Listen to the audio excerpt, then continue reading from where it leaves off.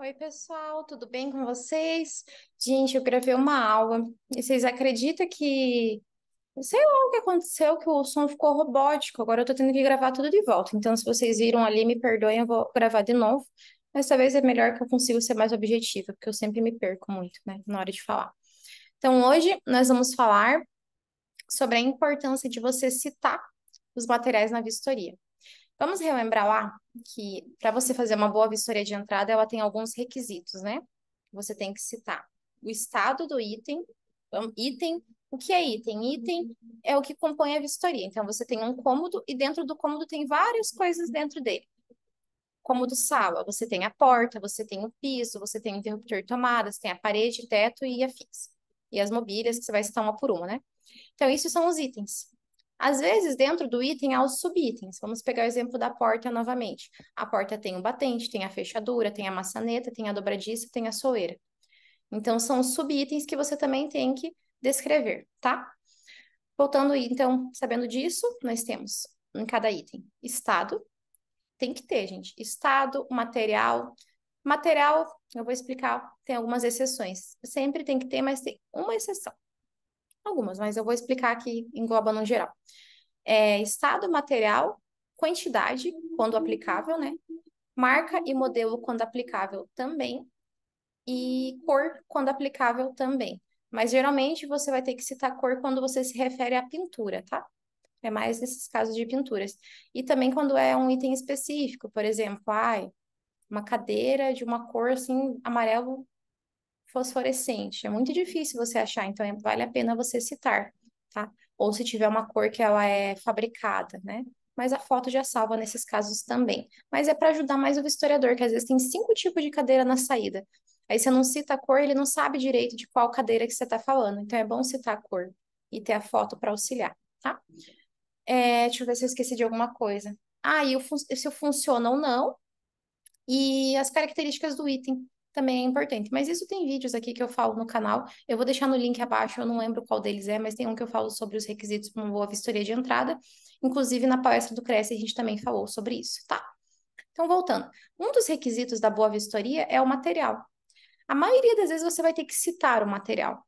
Por quê? Porque quando que o material é muito importante. O material geralmente é muito importante quando ele é o próprio item. Por exemplo, a parede. A parede, ela é de alvenaria, de drywall, ela é de madeira, enfim. Ela é como se ela fosse aquele item. Então, por exemplo, vamos dizer uma divisória de drywall. Se você remove aquela divisória, você só vai conseguir repor nas mesmas condições uma divisória de drywall.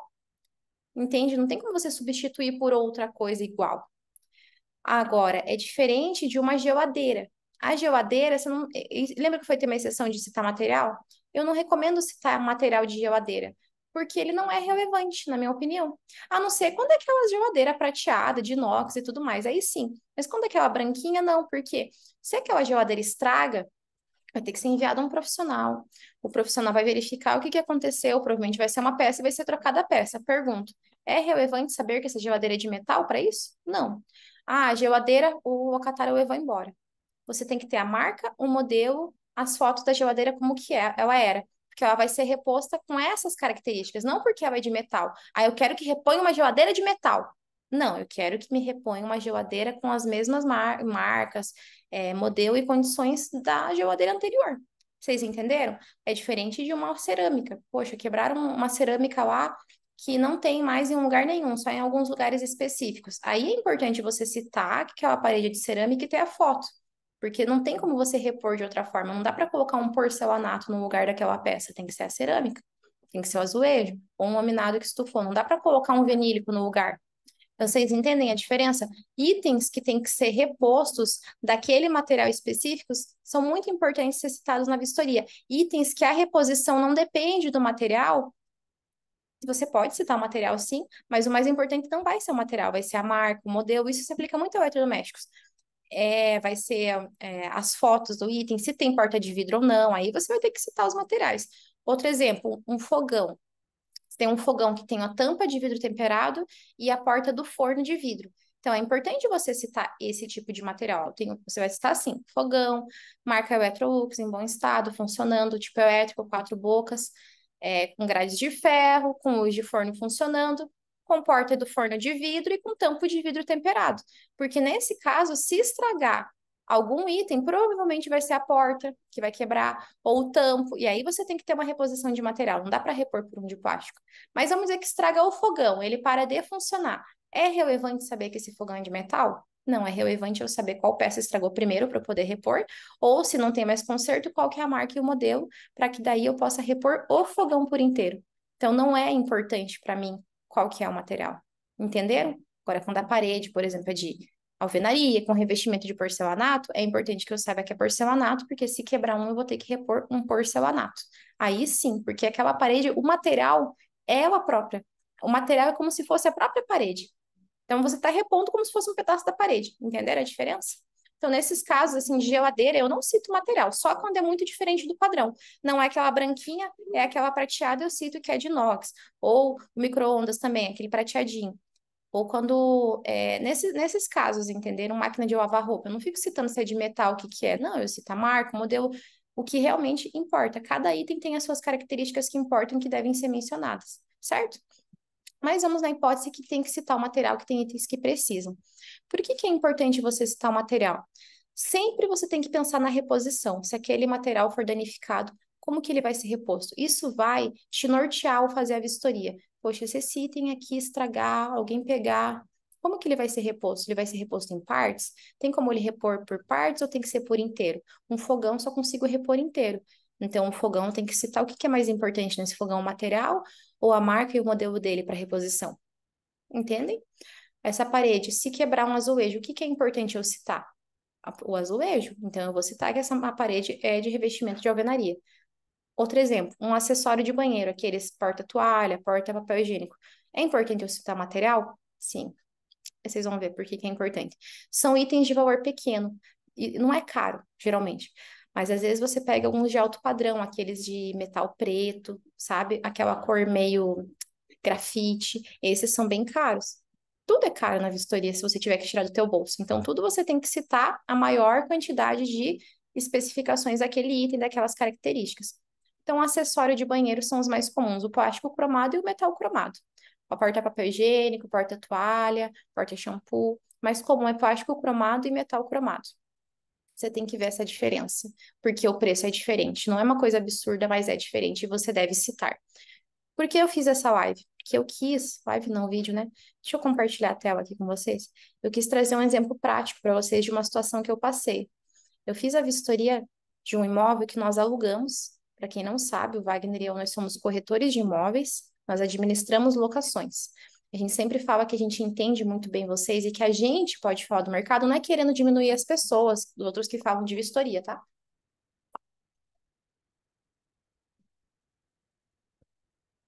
Mas a gente diz que a gente tem autoridade em falar sobre isso porque a gente está em todas as pontas. A gente é vistoriador de imóveis, então a gente faz as vistorias, a gente é corretor de imóveis, a gente aluga imóveis, a gente entende a imobiliária, a gente é locador, nós temos nossos imóveis e a gente aluga. Então a gente entende a dor do locador, às vezes aquele apego com o imóvel, eu tive isso. Qualquer dia eu conto para vocês, quando eu coloquei para alugar o imóvel. E a gente entende o locatário porque a gente mora de aluguel. Por opção própria, né? A gente quis morar. Eu já tô mudando de ideia, já tô querendo comprar um meu já. Eu gostava muito de me mudar, mas acho que agora eu sosseguei. E então a gente entende todo mundo, porque a gente é todas as partes. A gente está em todas as partes. Então, quando a gente alugou esse imóvel, eu que fiz a vistoria de entrada, e eu fui bem minuciosa porque o proprietário ele é bem exigente e às vezes ele não entende algumas coisas. Então, se você não explicar várias vezes para ele, ele esquece. E você tem que formalizar, porque senão ele esquece. Então, eu sempre formalizo tudo por e-mail ou por WhatsApp, tiro o print. E aí, a vistoria de entrada eu fiz e eu sempre mando para o locador a vistoria. Até uma dica, mandem sempre para o locador a vistoria para depois ele não falar que não sabia, que não concordava. Se ele recebeu de entrada e não contestou nada, ele não pode na saída querer dizer depois que uma coisa era de um jeito e você colocou errado, tá? Ou que o locatário danificou e você que não tirou foto, você que não falou, porque tá perfeito. Então, mandem sempre a vistoria de entrada. E foi o que eu fiz, eu mandei a vistoria de entrada. Fiz de forma bem minuciosa, sempre faço, mas dessa vez mais ainda, por conhecer o proprietário. E aí, esse imóvel desocupou recentemente, o Wagner fez a vistoria de saída, porque eu não tenho, assim, muita aptidão para vistoria de saída, tanto é que vocês viram que eu falo pouco. O que eu falo é das que eu faço e que eu vejo que o Wagner faz, e das imobiliárias que eu mentoro, que eu ajudo, que eu vejo das reclamações deles, mas não é minha especialidade vistoria de saída, gente. Minha especialidade é vistoria de entrada, porque eu acredito, e assim, para mim é o suficiente. Porque eu acredito que você blindando bem a de entrada, você tendo os argumentos legais, os procedimentos corretos, juridicamente falando, e até de forma operacional, você vai ter bem pouco conflito assim na saída, tá? Então, não é minha especialidade por causa do conflito, eu não gosto. Não gosto de um locatário gritando comigo. Nossa, eu não consigo me concentrar.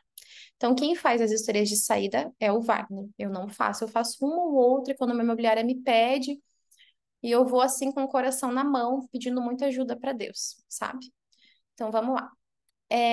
Fiz a vistoria, o Wagner fez a vistoria de saída, teve reparos apontados, o locatário concordou com os reparos, concordou daquele jeito, mas concordou. E aí o proprietário mesmo deu um orçamento, porque ele conhece os profissionais lá dele que são mais em conta, e não ficou tão em conta, ele colocou um valorzinho um pouquinho faturado, né?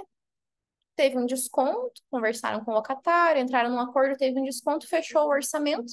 O locatário estava em trâmites para pagar, eu estava mandando a documentação para ele para desocupação lá, para finalizar, né, os documentos que a gente pede no final. E aí, o proprietário foi no imóvel. A gente convidou ele para vir na vistoria de saída. Isso eu vou falar no final, tá? E ele não foi. O proprietário foi lá no imóvel, levar a diarista para ela limpar, e aí ele falou que esse porta-shampoo aqui estava quebrado. E aí, eu pergunto para vocês, qual que é o material desse porta-shampoo?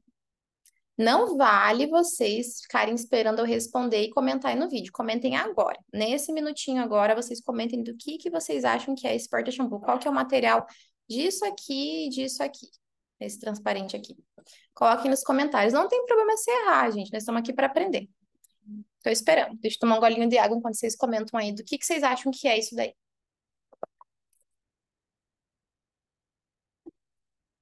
Essa aqui é a foto da vistoria de entrada, tá? Olha como é importante ter data. Vocês sabem quando que eu fiz. O juiz também, se fosse judicializado, saberia. Esse aqui é um porta-shampoo de plástico cromado e essa parte transparente é de um acrílico de plástico, tá? Geralmente os banheiros que tem essas venezianas, aquelas janelinhas fixas de alumínio, sabe? Só para entrada e saída de ar, e que tem exaustor, mas não tem janela, eles colocam plástico cromado porque o metal acaba oxidando muito, sabe? Começa a oxidar, descascar. Não que não aconteça com o plástico, vai acontecer também, mas vai demorar um pouco mais e é mais barato para repor. E assim, para mim, que já faço vistoria há um tempo, é muito óbvio que isso é um plástico cromado. Mas pro proprietário, não. Ele foi no imóvel, ele mandou essa foto aqui pra gente. Deixa eu mostrar aqui pra vocês. Ai, como é que eu compartilho aqui a tela? Oh, meu Deus. Gente, tenham paciência que eu já falei pra vocês várias vezes, né? Eu não sou. Ah, aqui, ó. Novo compartilhamento. Cadê eu? Cadê? Ah, tá, disfarce. Acho que eu já entendi. Peraí. Tá certo, é isso mesmo. Vocês estão vendo aqui? Vocês estão vendo eu? Meu Deus, não sei, mas enfim. Espero que vocês estejam vendo. Eu acho que vocês estão. Ah, tá aqui falando que eu tô compartilhando. Então tá. Aí apareceu desse jeitinho aqui, ó, quebrado. Ele falou: Ó, eu cheguei no imóvel aqui e tava quebrado o porta-shampoo. E aí, só um pouquinho.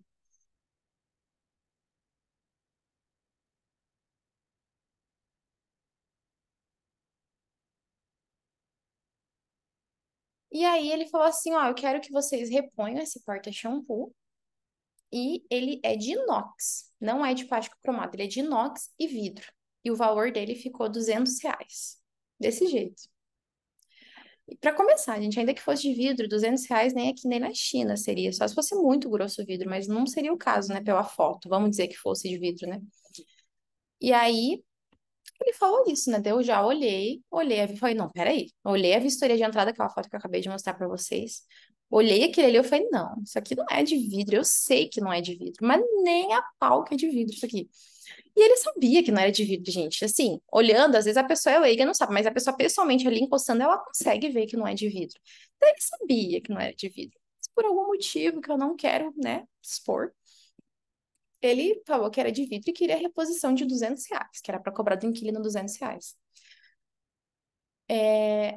Aí você vê a importância de você citar os materiais. Foi uma consequência de acertos que me blindaram, que eu gostaria que você anotasse. Primeiro, fez a vistoria de entrada, você envia para o proprietário e você envia para o inquilino. Mesmo que o inquilino assine e receba uma cópia digital, manda. Manda para ele, só ó, em anexo a vistoria, para o locatário prazo de contestação X, para o locador também, ó, você pode contestar, se tiver alguma coisa que é um material diferente, se quiser falar, passou alguma coisa, esse é o prazo, a gente está mandando porque depois não tem como mudar na saída. Isso aqui é a hora é agora.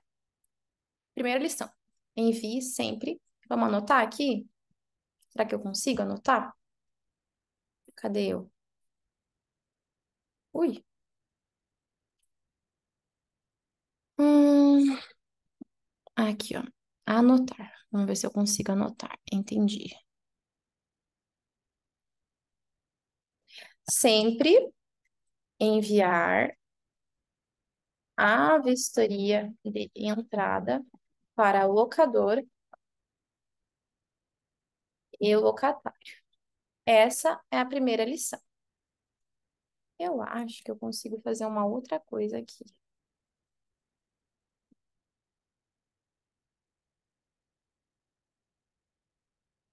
Hum, tinha um que era um quadro branco que eles me falaram que tinha para eu escrever. Pausar, reconhecer.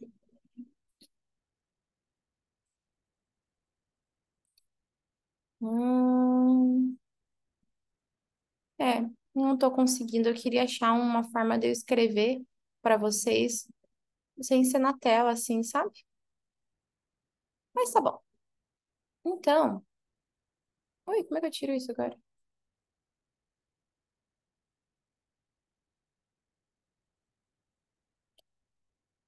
Peraí. Gente, calma aí. Ai, saiu. Já eu compartilho de volta. Ai, Deus, achei ó, o quadro branco. Eu vou escrever porque fica mais fácil para vocês guardarem na cabecinha de vocês. Uhum. Apresentando. Criar. Peraí. Deixa eu ver se deu certo. Acho que deu. Acho que deu. Vou aumentar para 24. Agora eu vou compartilhar aqui com vocês minha telinha, que fica mais fácil. Ah, eles não deixam eu compartilhar o quadro branco com vocês. Veja se aparece. Acho que agora aparece. Aí. Então, vocês sempre vão enviar a vistoria de entrada para o locador e para o locatário, tá? Outro ponto que a gente aprendeu aqui. Opa. Então, esse aqui. Além de sempre enviar a vistoria de entrada para o locatário, qual que foi o acerto que houve e que blindou essa locação? Vamos ver se vocês sabem. Coloquem aí. O que que eu acertei? Não? Tá. Além disso, quando vocês forem fazer a vistoria de saída, convide, aí você faz a mesma coisa. Convide o proprietário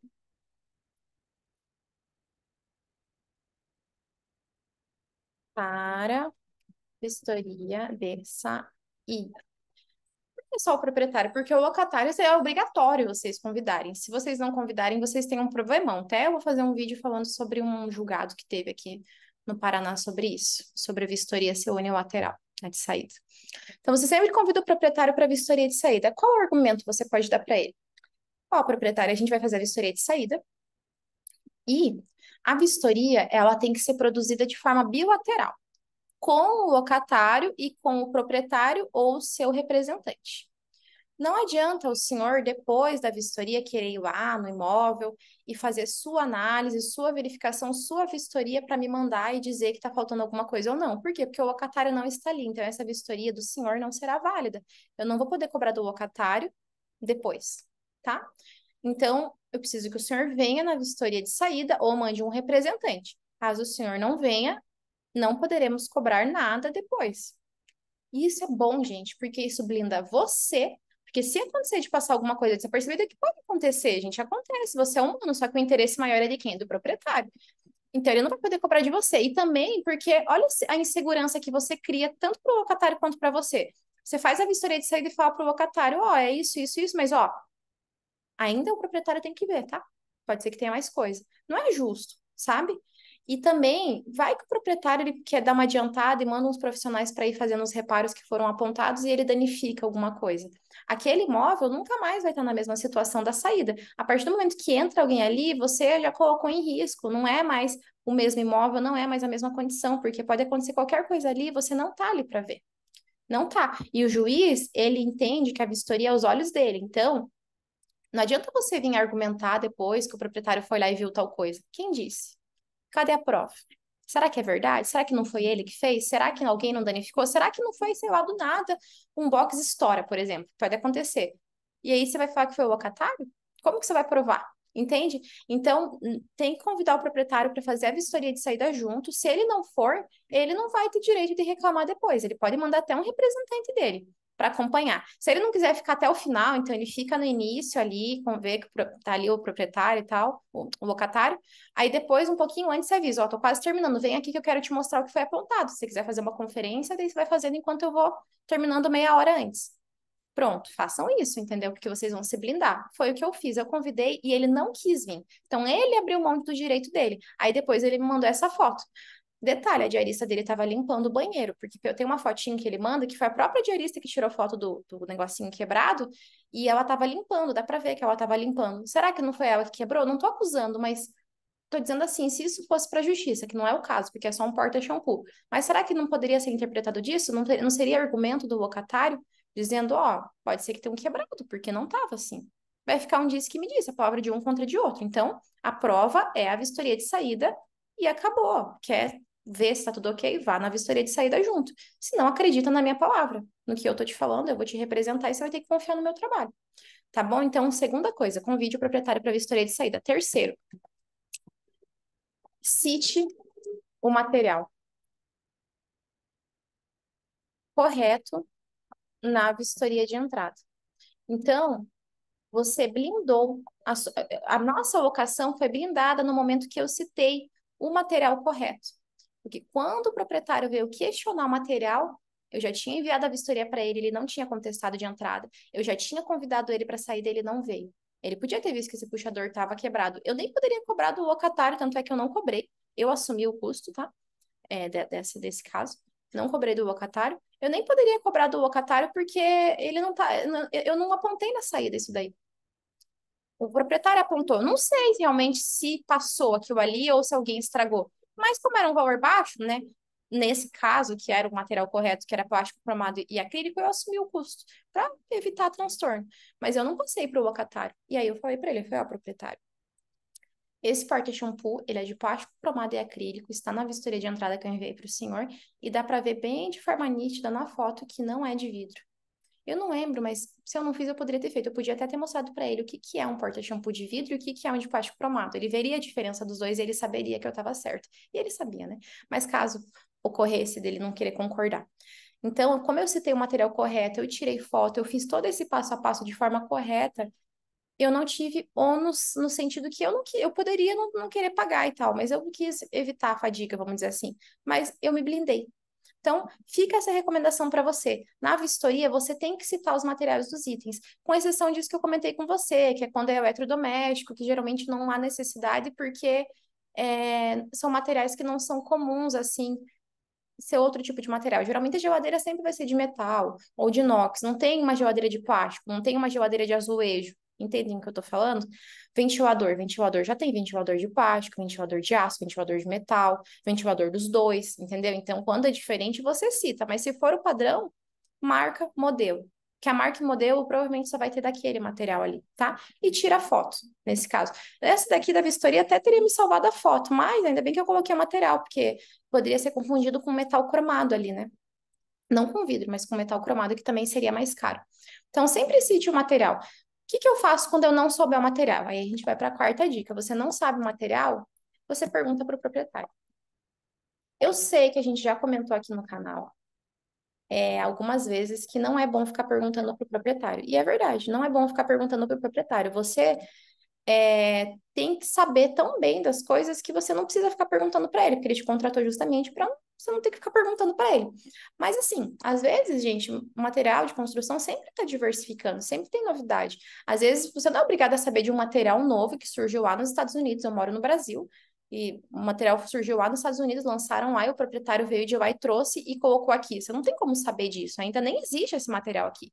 Então você pergunta para ele, quando você se deparar na vistoria com um material diferente, você vê. Aí ele fala um exemplo, é mármore Carrara isso aí. Aí você pega e descobre se realmente é mármore Carrara, para você não colocar uma coisa errada, porque vai que não é verdade ou vai que ele se confundiu, né? E também você pode enviar para o proprietário antes da vistoria, quando você angariar o imóvel já, ou você que é historiador pedir para a imobiliária que ela faça isso, um formulário ou um textinho no WhatsApp perguntando poucas perguntas.